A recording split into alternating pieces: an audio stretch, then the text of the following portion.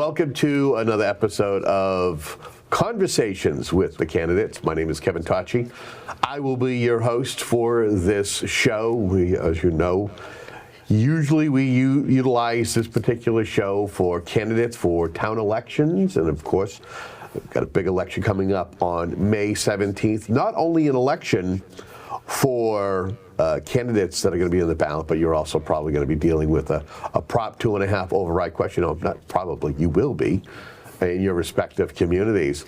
But we talk with candidates who are running for office, whether they are, whether it's a race or unopposed, just so folks can get a better understanding as to who they are, why they want to serve the community. Today, we're privileged to be speaking with Mr. Ryan Tressel. He's a candidate for the Whitman-Hanson Regional School Committee, the Whitman seat that is up. Ryan, welcome to Conversations with the Candidates. All right, thanks for having me, Kevin. Right out of the gate, tell folks just a little bit about yourself. Okay, well, I was born and raised here in Whitman. I went to the Frankie Holt School for elementary school. And then, because of a divorce, I ended up moving out of town, but I had one parent that stayed here in town, so I always kind of lived here, even if I didn't go to school here. And I always kind of, at my school, my high school, they would sometimes call me the Whitman kid, because I was always talking about, oh, well, in Whitman we do this, just things like how great the sidewalks are and how great the downtown is, and they would, they're like, oh, here's the Whitman kid. So I've always felt a very close connection to town, even though I didn't end up staying in school here. And then when I got married and we were expecting our first child, I knew I wanted to raise them here. So I bought my best friend from elementary school's house, and we've lived there since 2012.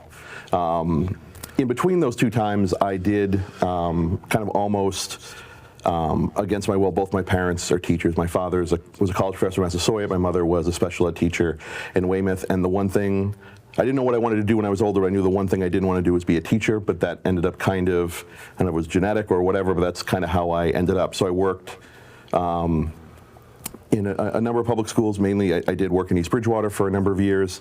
The job I had there would probably now be called an interventionist. I worked with small groups.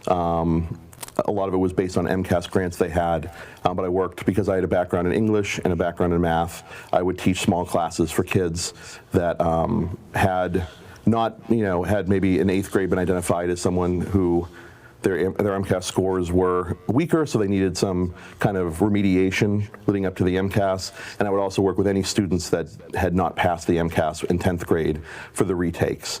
And so I worked there, and then when my son was born, I decided to stay home. I'd take a couple years off to be a stay-at-home dad. My wife works at Stonehill College, and so they have tuition remission as one of the benefits. So I figured I didn't want her to give that up. It was going to become beneficial when our kids were older. So I said, I'll take a couple years off and stay home with them. When my son was 3 years old, my son Jamie, he was diagnosed with autism spectrum disorder. And the couple years I planned on staying home is now kind of a permanent thing. He needs one of us, my wife or home with him at all times. So that kind of led me to what I do. I stay home with him, and I have a daughter now as well, and I stayed home with them, and I worked as a private tutor at night. And so that's kind of, the origin story of it. But as I started kind of getting more, kind of paying attention to things in town, and especially around budget discussions, because every time budget season comes up, the superintendent has a little speech he gives, and one of the things he talks about, almost as an apologia, is the cost of special education, especially for students like my son. My son is nonverbal. He's in a substantially separated classroom. So he's been in the Whitman-Hanson public school system for 10 years, and that whole time it's always been a one-to-one. There's been one adult in the room with him at all times, and I think I started to feel like, while he needs those services and he deserves those services, clearly the property taxes I'm paying as a citizen are not covering that cost. So the other citizens of Whitman are all pitching in to help educate my son, and it made me feel like I wanted to give back to the town for that, because the the services that my son has received have been excellent. We have had the absolute best experience with the Whitman-Hanson public school system, but like I said, I'm a private tutor. So I also know that if the school system was working for everyone, my job wouldn't exist, right? So I think that that is something that I'm very concerned about, is making sure that, because I don't want to be the guy who, goes to the pizza party and gets my pizza and then other people aren't getting their pizza, So I look at that situation and I say that just because my kids' needs are being met, like when I think about all the other families in town who support every year at town meeting, go out and they support and they vote for the school budget. And then I see all the kids that are so nice and kind to my son, who, when I think back on being a student in the 80s, like I know students like my son existed, but we never saw them. And if we did, we never thought to talk to them or go, interact with them.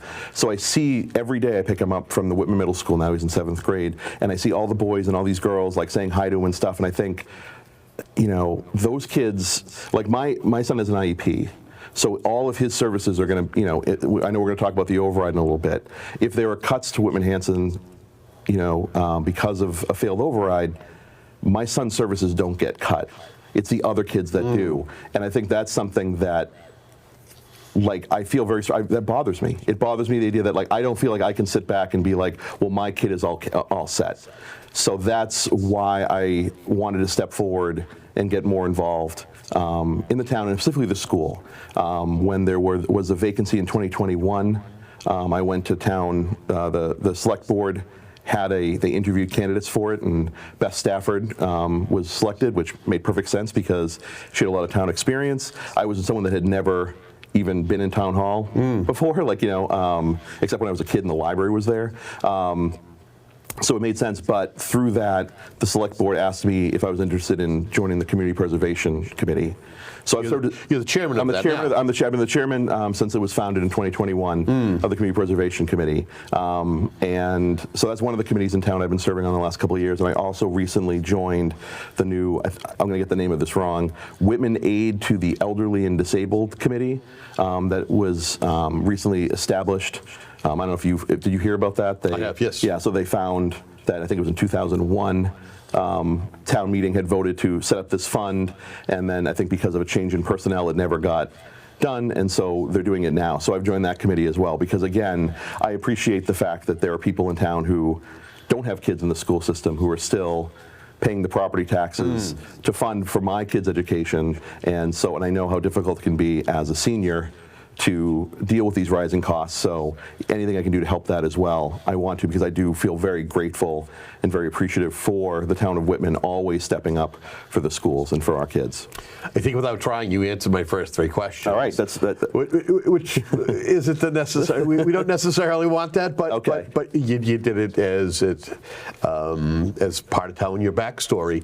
Other than being grateful for what this community provides, are there any other reasons that you saw a need to want to be on the committee? And what would you say you bring as a professional asset to be able to as a professional or as someone personally that could, what you're bringing to the committee? Sure. Well, I mean, like I said, I have a background working in education, and I worked in a school for a number of years. One thing that happened a couple times in my career working at public schools was I was pink slipped.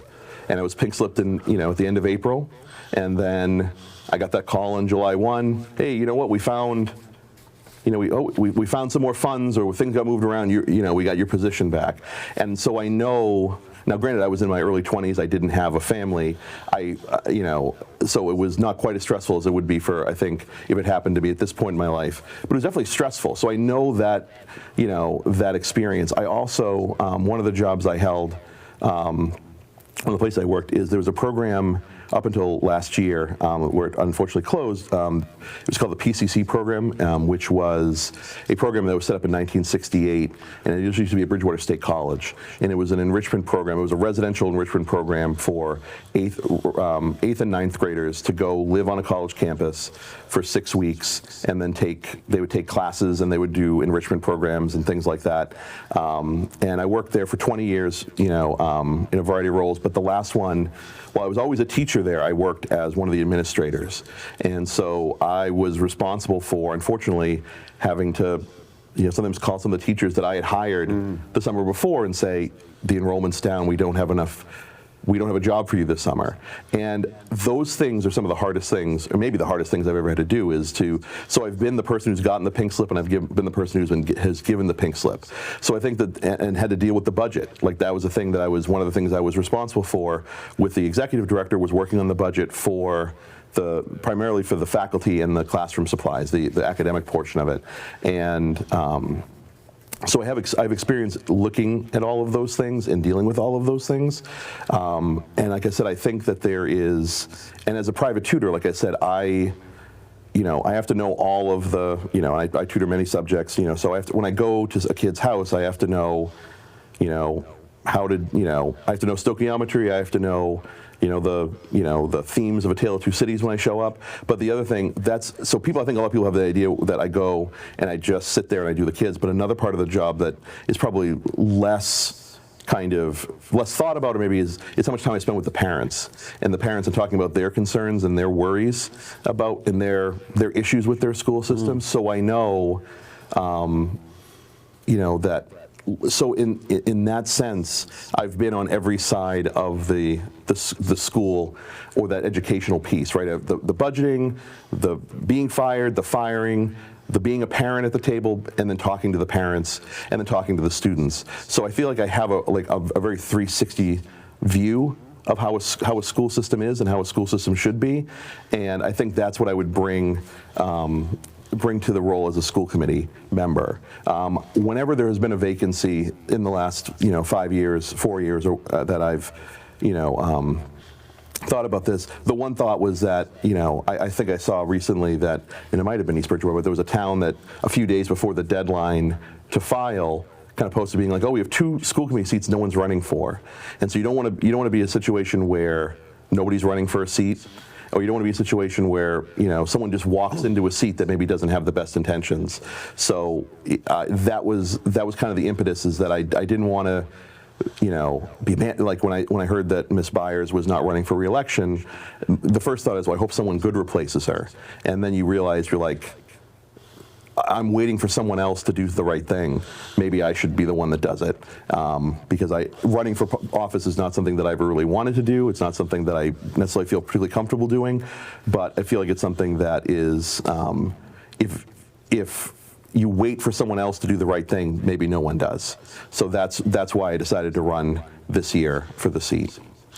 It seems as though when it comes to municipal boards and committees, that there's not only, when it comes to elections, they have voter apathy, but it seems there's a little bit of an apathy when it comes to candidates who want to serve, because it takes a lot of time. It does, yeah. Not only are you just going to the meeting, and depending on the particular committee or board, those meetings could be a half an hour, they could be a robust 3 hours long. Yeah. And it's not just the time that you're in the meetings. There's a lot of times that you have to read up, you have to be studied on the different conversations you're going to be addressing on your agenda. Yeah. And you're ready for that, yes? Yeah, I mean, when you put it like that, it makes me think maybe I shouldn't do it now. But but I think that that's something that I do feel ready for that. I feel like I said, I've chaired the Community Preservation Committee, and that's a committee that is obviously much lower stakes than the other committees in town. But in terms, compared to the select board, compared to the school committee, it's nice in the sense that the money is already set aside for us by the statute. So we're not having to go to town meeting to fight for funds. We already have the funds, and we get to recommend hopefully really good projects that will benefit the town. So it is all the nicer parts of it. But there's a lot. As the chair, there's a lot of. There's a lot of work I have to do in between those meetings. There's a lot of research I have to do. There's not, in the case of community preservation, there's no governing body in Massachusetts that you can go to say, to look for guidance. There's the way the law was set up. There's no book on it. There's no book on it. So I have to do research on looking at other communities and because right now the way the Community Preservation Act works is that the only method is the courts. So you find out that there are certain projects that are not allowed because there's been a court case about it, but otherwise, so there's a lot of research I have to do. So I feel similarly that I would be able to do that as a school committee member. You alluded to the override. Both Whitman and Hanson are considering Proposition 2.5 overrides to fund the fiscal 26 budget. Where do you stand on overrides? What do you believe is the best path forward when it comes to the finances? Well, I mean, I think, I went to the community forum they had last week, and I support the override. I think the override is important because, and I understand really well. I mean, like, we as a family, I work part-time, really, because of my son. So we struggle financially as a family. So I definitely understand. I'm not sitting here saying that pass the override, it's going to be easy. It's not. I mean, like, it's, depending on your house value, like ours, I think it's going to be an extra $30 a month, when you break it out that way. And it's like, I'm not going to sit here and say that it's just $30 a month, just pass it, it's easy. It's not. I know, especially for people on fixed incomes, it's going to be very difficult. The problem is that, I think, and I'm hoping that these forums are getting helping educate the public about how we got here, but a lot of this is not, because they'll say, like, keep the town budgets under control, keep the school budget under control. But one of the problems is the main drivers of these increases in budgets are costs outside of the towns and the school district's control. And I mean, that's pension obligations, that's insurance. Those are things, and I think, I think we're relatively lucky. I think other communities, have had bigger insurance increases than ours, but Prop 2.5 limits us to a 2.5% increase. But when your insurance costs go up more than 2.5%, when the pension obligation as it is so high, the only place that there's only two places that money comes out of, and one is increased taxes, or one is out of paying for services in the town. And I think that, I think we as a community, I drive all over the South Shore for my job. We have the best DPW on the South Shore, without question. Absolutely. When there's a snowstorm, I can pull out of my driveway and drive, and I'll drive down Washington Street, and I can tell immediately when I hit East Bridgewater. I can tell immediately when I hit Abington. I can hit immediately when I tell another town, because all of a sudden the roads are not as great, and they haven't gotten to them as fast. The DPW is terrific. We have a town park that is immaculate and beautiful. Fortunately, I've never had any real emergency situations, but 2 different times my daughter has had cause to have the fire department come to my house. She locked me out of the house one day. Oops. And because of my son's autism, it's very secure. So it took the fire department a long time to figure out a way to get in there. And there was one time she accidentally called 911 and the police had to come.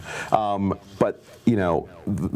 I see the police every day at the schools when I drop my kids off. We have the best police, we have the best fire, and we have terrific schools. And so all of our town departments, and the library is great. I could go on all day about all the departments, and there's some I'm sure I've never dealt with the veterans, because I'm not a veteran, but I'm sure that's great. Like, we just have really great services, and I think that the community maybe is not, because I think of how many times the town has gone and said, there are going to be cuts, and then there's always, at least the last 5 years, with COVID money, and last year with the Finance Committee going into free cash to fund things, we haven't had to deal with those cuts. And so there might be a sense, I think, sometimes in the community that, okay, well, you know what, they'll figure out something in the 11th hour, we'll get everything will work out, we don't need an override. But it does seem like we've been putting it off for a number of years, and now's the time that these services that we rely on as citizens, the cost of them have increased. And I think that we, as difficult as it will be, I think that it is beneficial for all of the, not only for the parents in town, but for everybody to have a robust and healthy school system. It is, in some ways, our most valuable asset is the schools, because the schools are where, obviously there are these kind of, picayune things about, like, okay, well, property taxes are better, not property taxes, excuse me, property values are better when the schools are better and people want to come in. But just in a very macro sense, like schools are where we make our community, where we make our citizens. And if we are not funding those properly, again, we talk about investments. Investing in those schools is really good for the kind of community we want to have going forward. Turning out productive citizens. And just, I will say that I think about all the things, because you'll hear a lot of people say that schools should just teach, the 3 R's, right? And I think that when you look at all the things that school do and all the services that they provide, the emotional social learnings, but also just the thing, like one thing I think about, if I said what is a weakness of mine, like I've never been like good at working, I'm a very solitary guy. I like kind of doing things and getting them done, and I don't work necessarily super well with others, not in a bad way, but just but I feel like that's something that I look back on, I'm like, oh, that's what those group projects were for. That's what athletics is for. That's what these different these things are, is to teach people how to work together and how to accept one another, how to, communicate properly with each other. And I think that the schools really do that, so that, because, I think it's Robert Putnam, there was a book that came out maybe 20 years ago called Bowling Alone.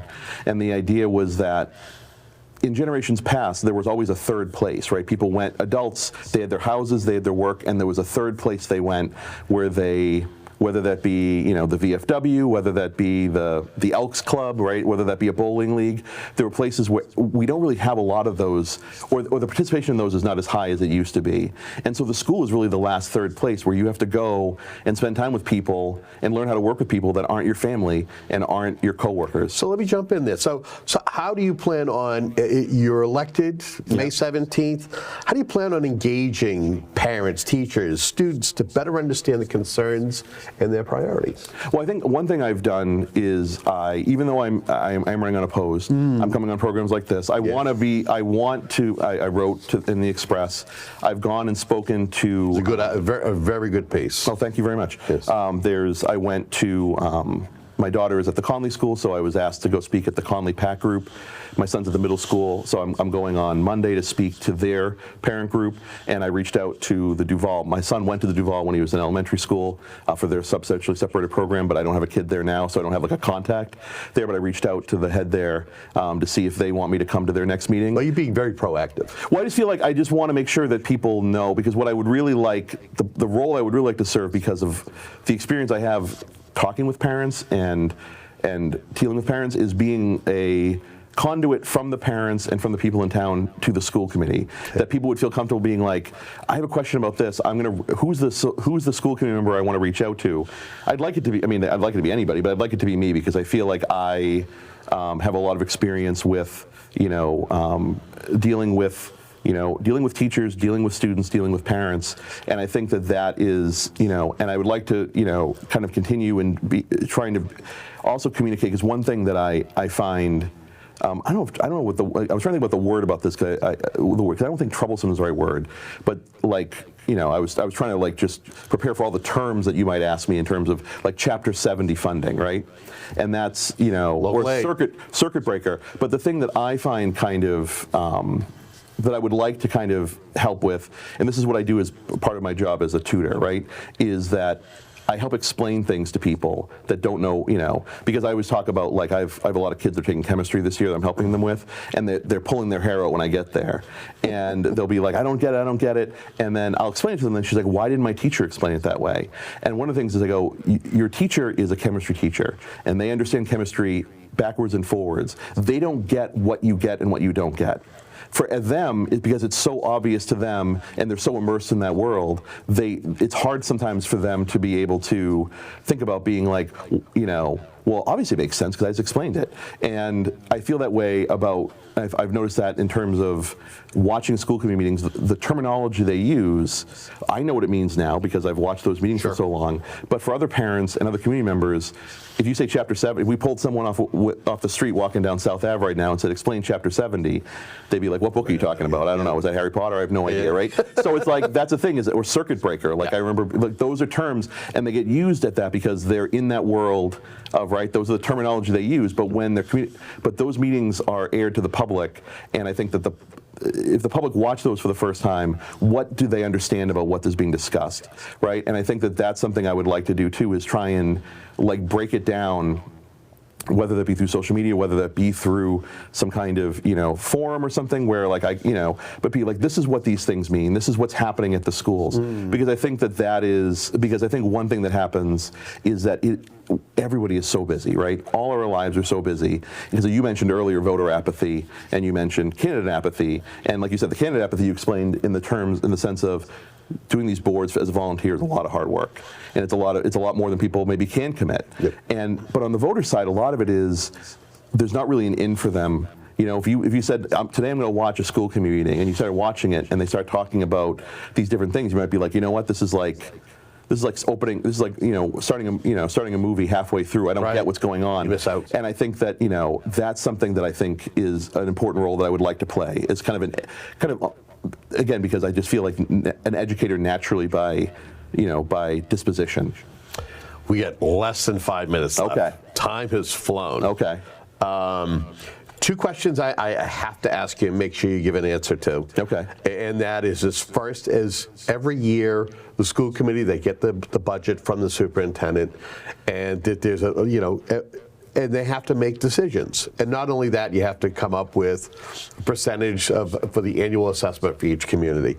I want to get your take as far as making sure, getting your ideas to areas that need to be protected from cuts, or areas where savings could be found. That's one. Okay. The other one is top 3 issues that you feel that the school committee should focus on in the next year, heading towards, whether it's on the educational side, financially, or anything else.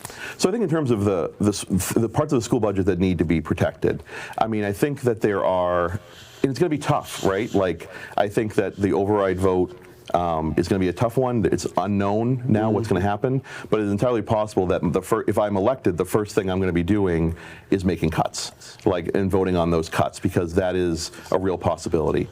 I think that there are so many programs that the schools have created that are around, especially kind of those social emotional learning, and also the idea that, and there's an acronym for it, and I've already forgotten the acronym again, talking back to my points about acronyms, but the idea that the accommodations that are provided to kids with 504s and IEPs really could be available to any student. And Whitman-Hanson has been committed to making sure that if a student does need an accommodation that's reasonable, that is, even though they don't have an IEP or a 504, but the idea that every student is individual, every kid has different needs, and whether or not they have a diagnosis that affords them or requires them to have an IEP or 504, that we should be working to make sure every student has all the tools they need to succeed. So I think those kind of things are really important, and I would want to make sure that isn't lost, that kids aren't going back to the way it was, where you had the kids with the IEPs and the 504s who have legal protections, and the other kids are like, let's just cram in a box and get them to 205 or whatever, 150, whatever time the end of the day is.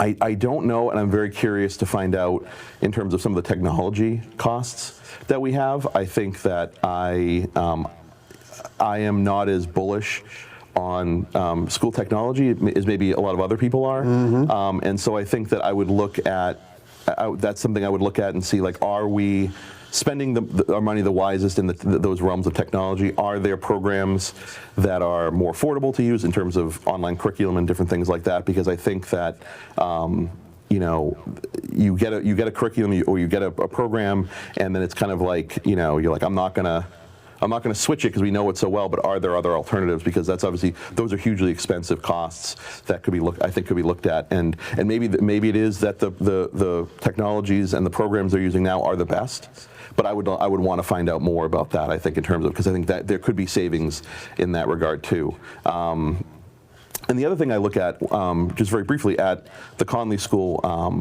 they used an outside fundraising company, and I was volunteering, and when I saw how much the fundraising company was taking as a percentage of the money the kids raised, I was like, I think we could do better and do it ourselves.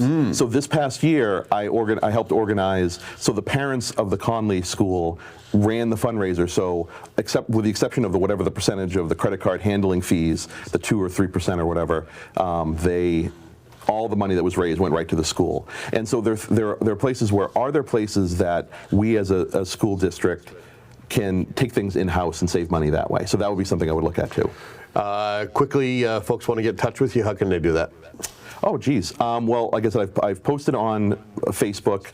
I think I'll probably set up a dedicated Facebook page as a school committee member. And I think that would probably be the best way to reach me at this point. I'd spell my name out for my email. It's rjtressel@gmail.com if anyone wants to email me directly. Excellent. Thank you for being a guest. Thank you, Kevin. I'm sorry it went on a little bit too long. No, that's all right. Again, the idea is just for folks to get a better understanding of you as a candidate and a future school committee member. Okay. Thank you very much for having me. You got it. And we want to thank you for tuning into a conversation like this, conversation with the candidates.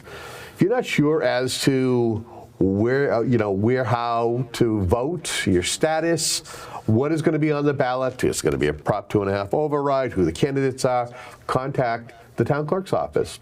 And until our next conversation with the candidates, have yourself a great day.